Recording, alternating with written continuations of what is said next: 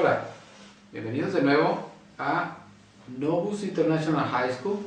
Estaremos ahora estudiando la historia universal, la historia mundial. Muy bien, la historia, bueno, tenemos que saber que hay dos divisiones, en prehistoria y la historia mundial, la prehistoria. Muy bien, vamos a empezar. La historia mundial implica estudiar acerca de los orígenes de la raza humana, su desarrollo cultural desde los tiempos primitivos hasta ahora. Cómo fue el desarrollo desde que se sabe que el hombre existió hasta nuestros tiempos. Muy bien, historia, ¿por qué se le llama prehistoria? La prehistoria no está escrita, la historia está escrita. ¿Cómo podemos distinguirla? Bueno, la historia, hay notas, hay anotaciones, el hombre dejó por ahí su lenguaje plasmado, ya sea en la escritura antigua, jeroglíficos, en algunos dibujos. La prehistoria, más que nada, estudia los hallazgos de fósiles de algunos objetos que nos van enseñando, nos van documentando de lo que sucedió en esa época, en cierta época del desarrollo del mundo, de la historia, tanto del humano como pues de la vida en general para nuestro conocimiento. Se le llama al estudio, la prehistoria, de los primeros humanos. Entonces, esto, como les digo, vamos obteniendo información de qué es lo que sucedió, cómo vivían los primeros humanos, cómo vivían, de qué se alimentaban por los artefactos que se encuentran en las excavaciones, dibujos primitivos, en cuevas, en esqueletos, restos de esqueletos que nos indican dónde existieron estos seres humanos y cómo vivían estos seres humanos, estos primeros seres humanos. Entonces, la prehistoria, recuerde, no está escrita, la historia está escrita. Muy bien, se le conoce también la prehistoria como la edad de piedra. Ahí es donde podemos ver los primeros escenarios donde se desarrolla la cultura de los humanos. Ahí ve usted algunos pequeños artefactos que se utilizaron, que se encontraron en algunas excavaciones. Muy bien, ahora vayamos un poco a la historia. La prehistoria la obtenemos, bien, le recuerdo, de los hallazgos de objetos, de pinturas rupestres, en cuevas, algunos indicios en cuevas de que en algún tiempo lejano fue habitada por humanos. También pudo haber sido por animales. La prehistoria incluye las razas tanto de humanos, de animales, como también a los humanos. Muy bien. Veamos unas civilizaciones antiguas que son reconocidas y renombradas hasta ahora, aunque algunas de ellas ya no son lo que antes fueron, como digamos Egipto. Los egipcios en su tiempo fueron una de las civilizaciones más avanzadas, se puede decir, de las potencias que existían en ese tiempo, por sus avances, por su estrategia, por su estrategia militar, económica, por su fuerza militar, su fuerza económica.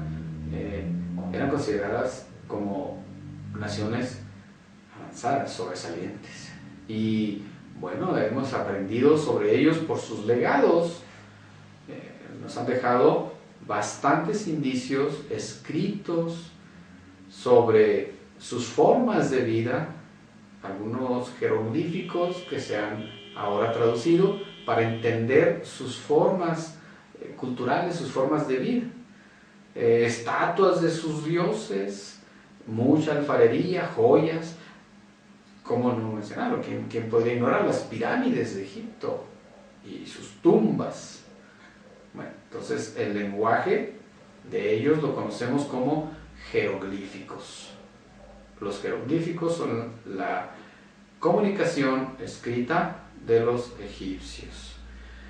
Muy bien, lo que los caracterizaba, una de las cosas que los caracterizaba, una de las más fuertes, era su religión, que se inspiraba en la existencia, en la vida después de la muerte, lo que sucedía después de la muerte. Y también ellos creían que sus faraones, sus gobernantes, eran descendientes directos de los dioses, incluso que eran dioses habitando entre los hombres. Esa era otra de sus creencias. Se les daba tanta importancia, se les situó en un lugar tan alto a estos gobernantes que se les ponía a nivel de dioses, ¿okay? Participaban en la vida humana y se servían de la vida humana. Los mismos faraones, ellos se consideraban a sí mismos como descendientes de los dioses. En algún modo, en algún momento también esto les hacía creer que ellos mismos eran dioses. Bien, hemos aprendido de ellos por los escritos, los relatos que hemos encontrado, que han encontrado los excavadores, los investigadores, los arqueólogos, geólogos, que han encontrado en las excavaciones, en las tumbas. Allí en esos jeroglíficos se encuentran relatos que describían o describen la vida de tales personas, de los ocupantes, ¿verdad? Del ocupante de esta tumba. El investigador Jean Champollion en el siglo XIX fue el que descifró una tableta en piedra negra. Se le conoce como la piedra Rosetta. Los griegos y los romanos, estas civilizaciones clásicas que tuvieron un gran impacto en el desarrollo mundial. La primera participación de ciudadanos en el gobierno sucedió en Atenas. Los varones participaban en las leyes y la política. Muy bien, dos fuerzas poderosísimas, los griegos y los romanos. Cuando lo que tenemos que agradecerles a los griegos es que su afán era que el mundo estudiaran, conocieran, investigaran, y también querían que el mundo hablara, todo el mundo hablara griego en sus conquistas, ¿no? Y en el mundo hubo un avance. Recordemos que la cuna de los grandes filósofos fue precisamente Grecia, allá por el siglo, se puede decir por allá desde el siglo 400 antes de Jesucristo, y todavía esto sigue después, un tiempo después de Jesucristo.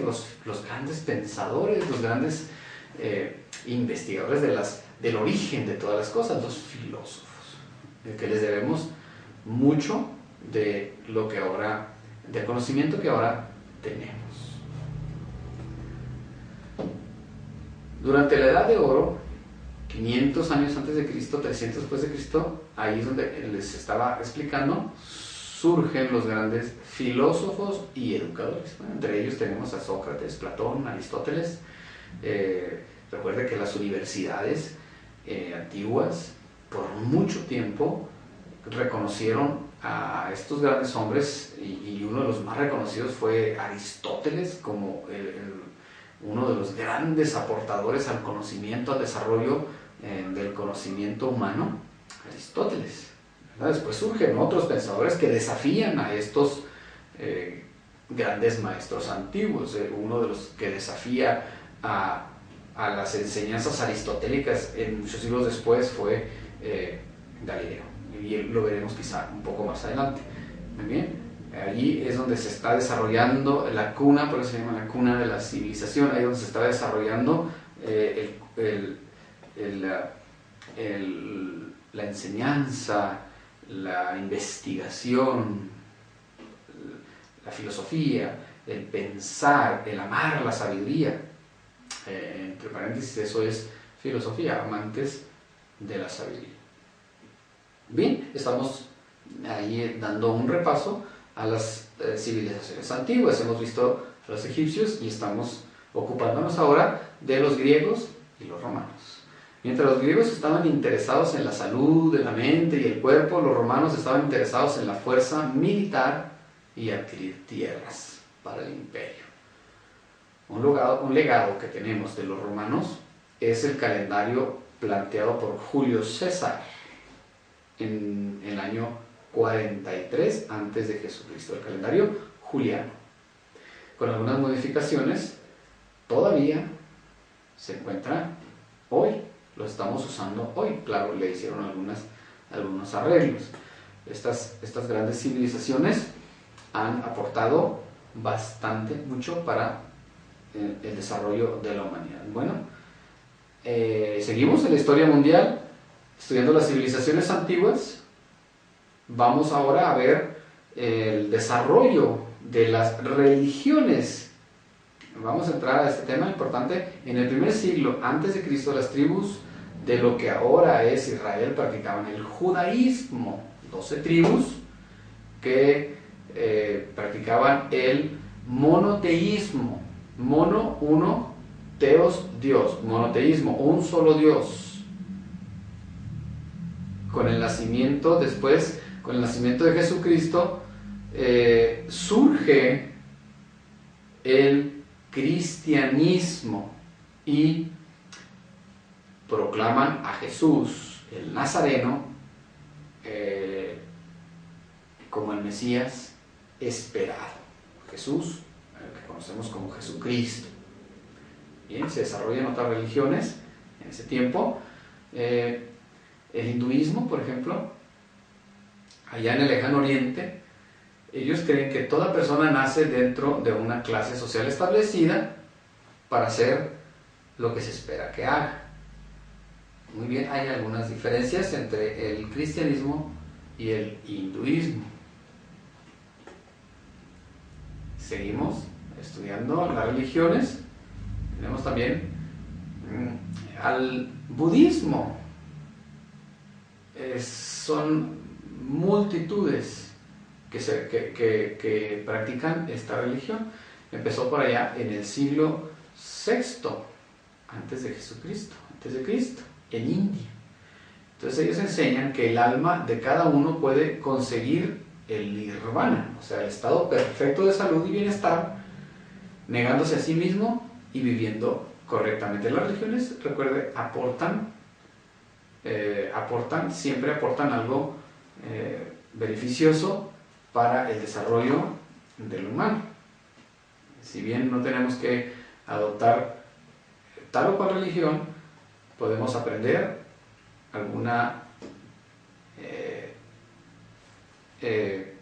algo bueno, alguna enseñanza, alguna buena aportación de cada religión. El confucianismo es contemporáneo del budismo. Más que religión, el confucianismo es una filosofía que trata de armonizar la existencia, la tierra, la vida. Entonces retaba a todos a vivir bajo excelentes, buenos códigos de conducta. Te portas bien, te va bien. Bien, seguimos con las religiones antiguas.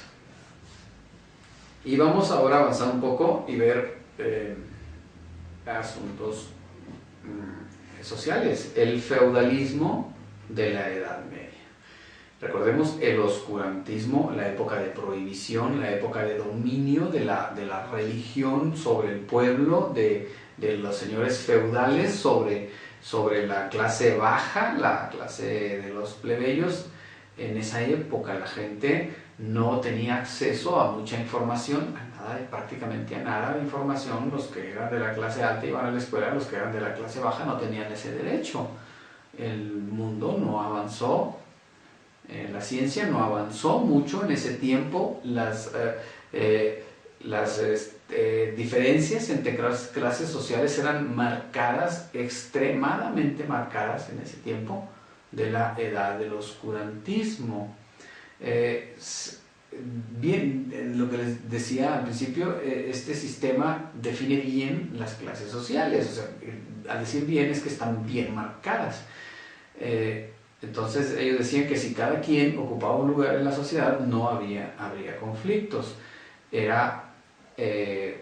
Frenaba al desarrollo, no daba libertad a todos y por lo tanto no permitía que algunas buenas aportaciones a la comunidad, a la humanidad, se dieran en ese tiempo, porque si no pertenecías a la alta sociedad, a la clase social alta, tus ideas no eran tomadas en cuenta. Había nobles de alto rango, el rey, los amos, jefes de rango menor, y los caballeros de la nobleza, los campesinos, y el resto de los ciudadanos conformaban el 90%. O sea, el 90% de los humanos no se les permitía aportar su razonamiento, sus conocimientos, sus ideas al desarrollo de la sociedad. Bien, pero surge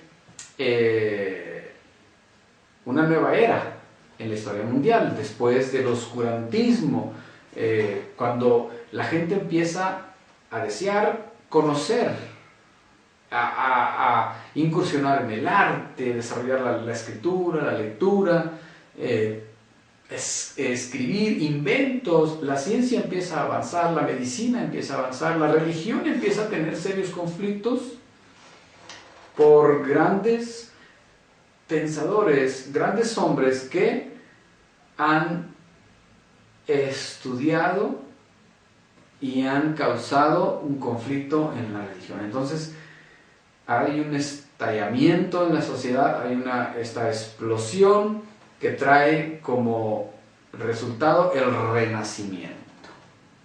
Nuevas ideas surgen, la frescura de las nuevas aportaciones se empieza a ver, empiezan a ver, darle oportunidad a los pintores, a los escritores, a los poetas y a los nuevos inventos como el de Gutenberg, Johannes Gutenberg, que trajo una aportación formidable en ese tiempo y muy útil para ese tiempo, que era la imprenta. Ahora era más factible, más fácil que la civilización tuviera acceso a los libros, a los escritos, a la información, porque se podían distribuir con mayor facilidad y a un costo más accesible. Era difícil que una persona de la clase del 90%, que era la clase baja, pudiera tener una Biblia, pudiera tener algún libro, porque eran demasiado caros. Todo era hecho a mano y original. Pero con el invento de Johannes Gutenberg, de la imprenta, esos libros se podían distribuir, se podían copiar fácilmente y se podían reproducir y llegaban a tener un costo un poco más accesible para la gente. La iglesia o la religión tuvo su conflicto porque la gente tuvo acceso por los esfuerzos de este reformador Martín Lutero, tuvo acceso a la Biblia. Entonces empezaron a leer y a darse cuenta de algunos atropellos de la iglesia hacia la libertad que se obtiene al leer la Biblia. En ese tiempo trajo esta libertad. Muy bien, lo que les estoy hablando desde el momento anterior, la reforma. La reforma se da en este tiempo del Renacimiento, en 1517. Este monje alemán, Martín Lutero, hizo sus 95 tesis y las pegó en las puertas de la iglesia. Ahí hizo una lista. Estas tesis eran sus quejas contra la iglesia. Entonces, trajo no solamente un conflicto que era netamente religioso, porque contrajo otras implicaciones. La reforma les dio la oportunidad a los nobles de suspender el pago de sus impuestos a Roma y les facilitó la toma de tierras de la Iglesia Católica Romana. La Iglesia tenía posesiones en varios países. La Iglesia se le pagaban contribuciones, los países enviaban las contribuciones a Roma, y a raíz de la reforma se le quita este derecho y este poder a la Iglesia, que realmente pues le correspondía a los gobiernos locales, a los gobiernos de cada país, a la gente de cada país. En la Iglesia entonces se proclamó, en algunos países, en lugar de proclamarse la Iglesia romana, se hizo la Iglesia nacional, la iglesia alemana, en este caso, que lo que la iglesia hacía quedaba en Alemania, no se iba a Roma, y así se desarrolló, se hizo en varios países. Bien, sigamos adelante. El siglo de las luces. Su enfoque estaba en las ciencias y en la tecnología. Finales del siglo XV, en el año 1516, y a principios del siglo XVII, en el año 1600, lo que les dije anteriormente, Copérnico, Galileo e Isaac Newton propusieron nuevas ideas sobre astronomía y la física. Galileo desafía las aportaciones, las enseñanzas aristotélicas con sus propias ideas, las ideas de Galileo acerca de la física. Bueno, empieza el desarrollo. La ciencia médica se elevó a un buen nivel de importancia. Uno de los nombres que debemos de recordar aquí en este avance en la medicina es Anton van Leeuwenhoek. Muy bien, seguimos adelante con la historia mundial. Estamos estudiando las civilizaciones antiguas. Bueno, vamos a ver un poco algo sobre el control de Europa Oriental. Rusia tenía líderes y a esos líderes los llamaba zar. Pedro el Grande se convirtió en zar de Rusia e impulsó el desarrollo tecnológico de la nación. Ya no era tanto solamente adquirir nombramientos, posición personal de los nobles, sino ya el enfoque iba un poquito más abierto, que era desarrollar la ciencia, la tecnología.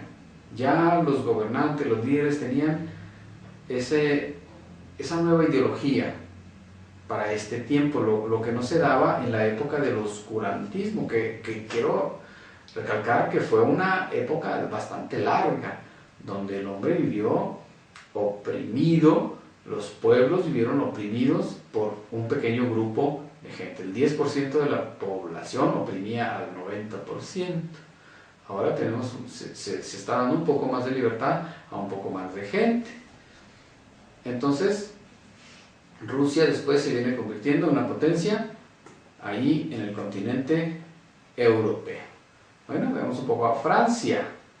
Seguimos en la historia mundial y estamos viendo las civilizaciones antiguas. ¿Quién no se acuerda de Napoleón Bonaparte? Un gran héroe de guerra. Él establece un código de leyes que hasta ahora se conoce como el Código Napoleónico. Un gran estratega militar, aunque pues como todos algún día, bueno, que suben, pues también encuentran de alguna forma en su vida la derrota. Napoleón pues no fue la excepción. Ahí tiene su caída en la batalla de Waterloo, ahí en 1815. Los británicos y los aliados van y derrocan y vencen al emperador de Francia, Napoleón Bonaparte. Era un gran líder, un gran estratega militar, llevó a Francia a una buena posición, pero es derrotado en 1815 en manos de los aliados, en manos de los británicos y sus aliados. Bien, sigamos con las civilizaciones antiguas. Estamos estudiando la historia mundial. Muy bien, veamos un poco de lo que podemos estudiar de Centroamérica. En Estados Unidos continúa el progreso de la tecnología. Continuó. En este periodo se da lugar, ahí es cuando surge la revolución industrial. Las civilizaciones, los países, las ciudades empiezan a crecer porque por la afluencia de gente del campo que viene a vivir a las ciudades buscando trabajo en la industria, buscando trabajo en las fábricas, y las ciudades empiezan a crecer. Se dan entonces las grandes ciudades dedicadas a la industrialización, al proceso y a la fabricación de artículos de primera necesidad, artículos básicos, también alimentos, el proceso de alimentos. Las fábricas crecen en este periodo. Bueno, en ese tiempo también Carlos Marx, él hace sus escritos hablando de las horribles condiciones de trabajo de la época, y él escribe este libro, El Manifiesto Comunista. Sus ideas siempre fueron comunistas, socialistas, comunistas. Carlos Marx es el padre, se le conoce como el padre del comunismo. En ese tiempo se puede decir que el comunismo pues era algo necesario, algo bueno, porque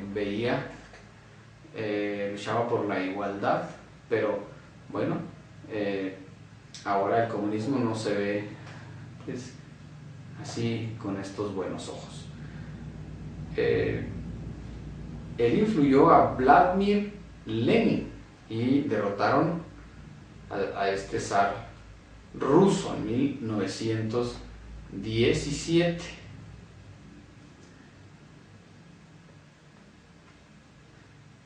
Bien, hemos hablado de la Guerra Mundial, lo tratamos ahora también aquí en Historia Mundial. Por falta de un líder fuerte para construir Alemania, Adolfo Hitler, enfocó a la nación en el orgullo nacional. Quería recuperar la economía a través de conquistar más territorios, de conquistar más países. El partido nazi creció, la fuerza creció cuando ocuparon a los judíos, culpando. Ellos fueron responsables de una matanza muy grande cuando decían que los judíos eran culpables de la pobreza.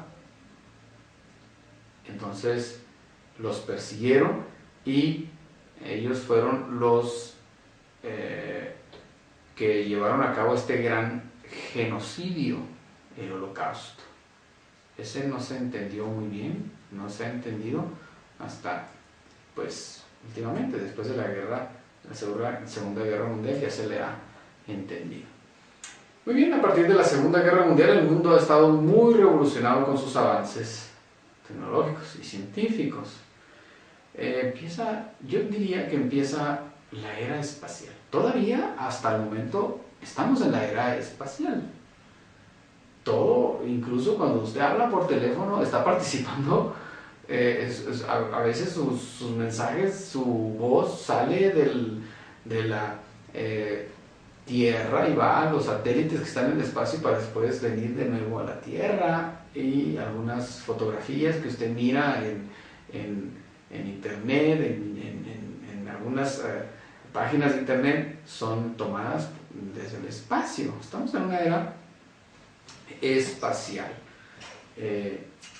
A partir de la Segunda Guerra Mundial el mundo se enfoca en esta ciencia, en la ciencia, en el avance, y empieza la exploración del espacio. El primer lanzamiento espacial fue por los soviéticos en 1957, Sputnik, y luego después la NASA también pone en marcha su programa espacial, que lleva al hombre a poner un pie, el primero que pone un pie en la superficie lunar. Llegan a la luna en 1969. Ahí pone, Estados Unidos fue el primero que pone a un hombre en la luna. Rusia ya había hecho su incursión, pero no habían logrado poner su pie en la luna. Pero ahora la tecnología ha sido muy avanzada, muy determinante y muy llena de poder y de riqueza. Un alcance, la tecnología moderna tiene un alcance bastante grande. Bueno, alguien dijo que tenemos que poner bastante atención en el futuro, porque ahí es donde vamos a pasar el resto de nuestros días. Claro, pero el futuro lo decidimos en el presente. Muy bien. La tecnología como futuro. El Internet, que originalmente se diseñó como una red interna del Departamento de Defensa de los Estados Unidos, ahora es una herramienta popular, esencial para el comercio, para la comunicación, incluso para que usted ahí hable y vea y se comunique con personas a través de sistema inalámbrico de Internet. Antes era solamente una herramienta para el gobierno, para el ejército, y ahora ya es un sistema que se usa para el bien común, el bien social. Muy bien, esto ha sido todo en Historia Mundial. Muchas gracias.